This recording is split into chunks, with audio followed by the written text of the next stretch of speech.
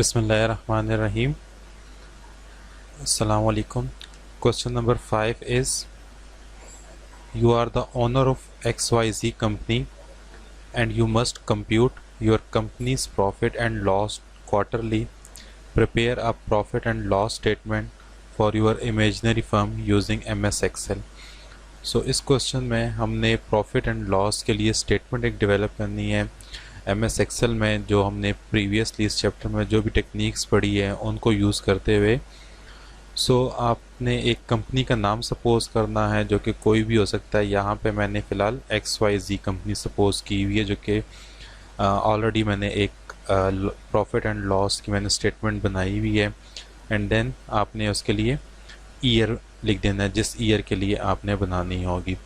So title is quarterly profit and loss statement basics, then company name XYZ company limited, reporting 2002 year. So first one is revenue. Gross revenue means के आपके पास income कितनी है। The revenue means the money generated from normal business. एक business आप कर रहे हैं, कंपनी है आपकी, उससे आपके पास इनकम कितनी जनरेट आपके पास हो रही है। आपके पास हमने एक शीट बनाई है जिसमें हमने Q1, Q2, Q3 and Q4 लिखा है। 1 ईयर में आपके पास 4 क्वार्टर्स होते हैं।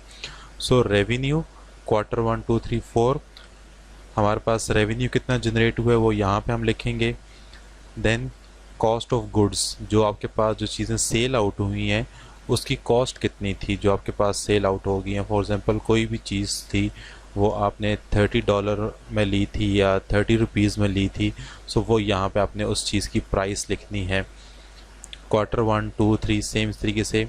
ग्रॉस प्रॉफिट मींस जो आपको इन दोनों के डिफरेंस से जो वैल्यू आएगी वो ग्रॉस प्रॉफिट होगा, या तो वो प्रॉफिट में होगा या लॉस में आपके पास होगा। देन एक्सपेंसेस, आपके पास एक्सपेंसेस मींस कि आपके पास जो आपने सैलरीज निकाल ली हैं और आपने बिल्स वगैरह एक्सेट्रा ये सब निकालने के बाद आपके पास जो वैल्यू बचेगी वो आपके पास नेट प्रॉफिट होगा। एक्सपेंसेस आपके ये बिल्स, बिजली के गैस के बिल्स एंड जो आपके एम्प्लॉयज़ की सैलरी है या बाकी जो आपके एक्सपेंसेस हैं वो सारे यहाँ पे आपने क्वार्टरली मैनेज करने हैं। और लास्ट में आपका नेट प्रॉफिट कैलकुलेट होगा। फॉर एग्जांपल यहाँ पे हमारे पास ग्रॉस रेवेन्यू हम 30 लिखते हैं, हमारे पास फ़िलहाल ग्रॉस प्रॉफिट 30 ही आ रहा है। कॉस्ट ऑफ गुड्स अगर हम लिख देते हैं कि हमारे पास $20 में था, ग्रॉस प्रॉफिट हमारे पास 10 अब आ गया। इन दोनों का हमने डिफरेंस फाइंड आउट किया हुआ। यहाँ पे आपको फाइंड हो रहा होगा B8 माइनस B11, इनका डिफरेंस हमारे पास आ गया। देन आपके पास एक्सपेंसेस, फॉर एग्जांपल बिजली के बिल, एम्प्लॉयज़ की पेज एक्सेट्रा, वो हम कह देते हैं $5 सपोज। $5 के बाद आपके पास जो इन हैंड अमाउंट आ जाती है प्रॉफिट में वो $5 आपके पास आ गए।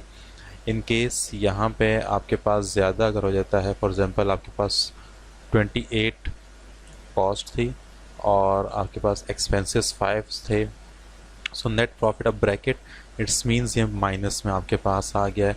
इन सब को हम रुपीज़ में भी कैलकुलेट कर सकते हैं। उसके लिए जो हमारे पास मेथड है वो सेम है कि आपने इनको सिलेक्ट कर लेना है,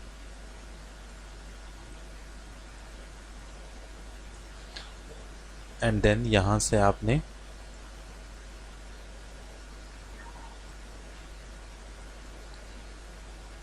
इनको रुपीज़ में कर लेना है, पाकिस्तानी रुपीज़। ये आपके पास है RS, उर्दू पाकिस्तान, ओके करेंगे। ये सब आपके पास RS में आ जाएंगे। क्लियर है कि इसको भी हम RS में कर देते हैं।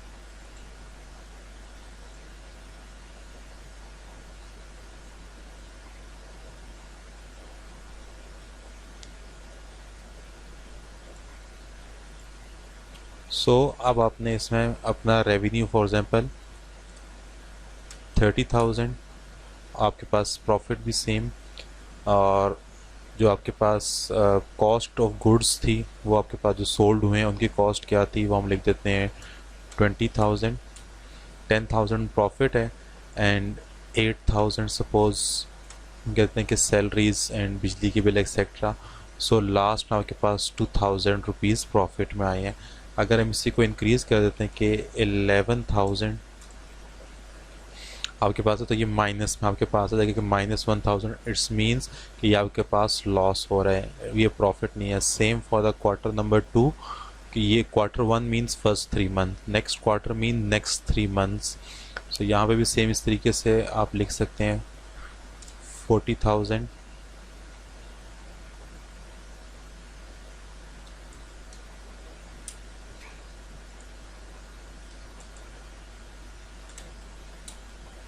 सो ये आपके पास जो प्रॉफिट है, नेट प्रॉफिट, ये आपके पास है। Net profit means in hand जो आपके पास अमाउंट आ रही है, यहाँ पे माइनस में है, सो इट्स मींस यहाँ पे आपको लॉस हो रहा है। सो ये शीट जनरेट किस तरीके से हुई है, सिंपल आपके पास मेथड है। मैं इसको न्यू शीट में आपको सिखा देता हूँ। सो सबसे पहले आपने ये सब चीज़ लिखनी है, क्वार्टरली प्रॉफिट। सो आप यहाँ से हम इसको, यहाँ पे जब आप इसको टाइप करेंगे, सो ये आपने लिखा और इसको आप मर्ज कर दें सेल को, ये मर्ज एंड सेंटर आपके पास, एंड देन आप इसका साइज इंक्रीज कर दें and make it bold. Next one is आपके पास कंपनी नेम, आपने इसी तरीके से इसको कॉपी करके जिस तरह मैंने ऊपर वाला किया सेम इस तरीके से ही रेवेन्यू, ये किस तरीके से आपके पास जनरेट होगा, हम इसको सिर्फ कॉपी कर लेते हैं, ओनली वैल्यूज़। सो ये आपके पास वैल्यूज़ आई हुई हैं।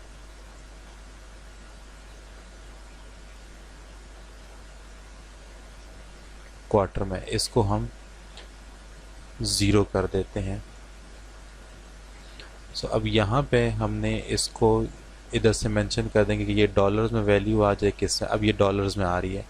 सो 00 था तो ये डॉलर डैश आ गया। अब आप इसको चेंज भी कर सकते हैं, रुपीज़ में करेंगे सेम वही method.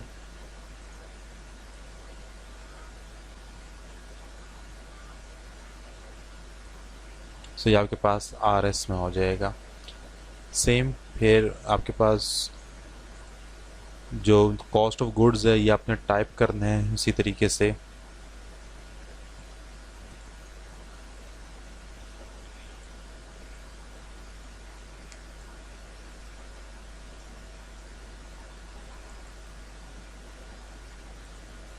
Then next profit, cost profit, यहाँ पे आपने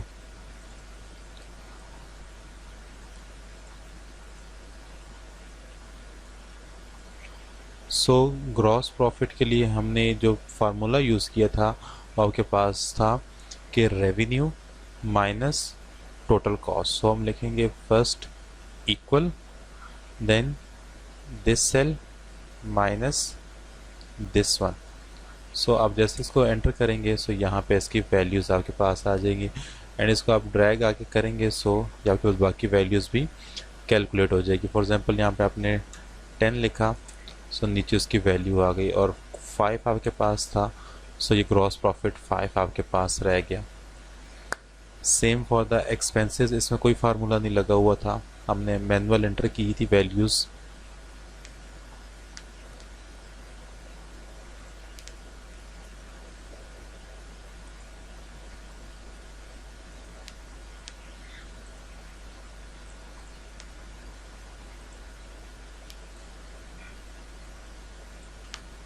एंड लास्ट में हमारे पास नेट प्रॉफिट।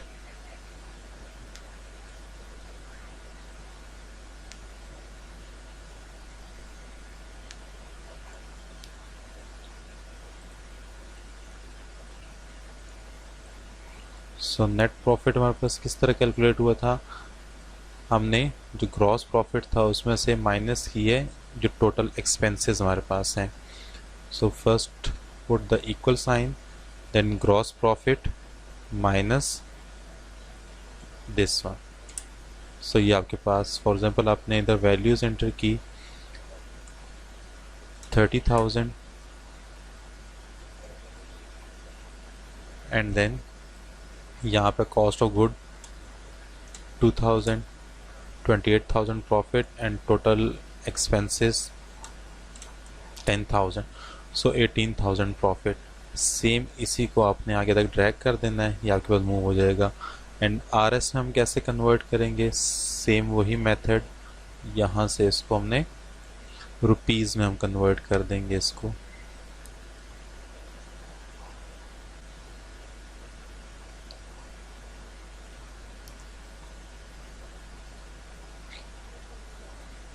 ओके, सो ये आपके पास, सो यहाँ पे आपके पास में 00 भी आ रहा है, it's means rupees and then पैसा। सो आप इसको रिड्यूस कर सकते हैं, यहाँ से आप करेंगे तो ये रिड्यूस हो जाएगा। Same for this. सो इस तरीके से अगर आपने इंक्रीज़ करना है तो आप इंक्रीज़ भी कर सकते हैं एंड डिक्रीज़ भी कर सकते हैं। सो इस तरीके से देन आप इसके फिर बाकी कलर शलर जिस तरह आपने चेंज करने हैं, कलर्स अप्लाई कर सकते हैं and make an attractive profit and loss statement आप इस तरह का एक बना सकते हैं। So this is the simple profit and loss statement. So जो लेटेस्ट आपके पास updated profit and loss statements हैं वो नेट पे भी अवेलेबल होती हैं, और यहाँ पे भी जो ऑफिस 365 है उसमें भी बिल्ट इन अवेलेबल हैं। जब आप न्यू पे जाएंगे सो यहाँ पे कुछ टेम्पलेट्स अवेलेबल हैं, तो जब यहाँ पे आप लिखेंगे प्रॉफिट,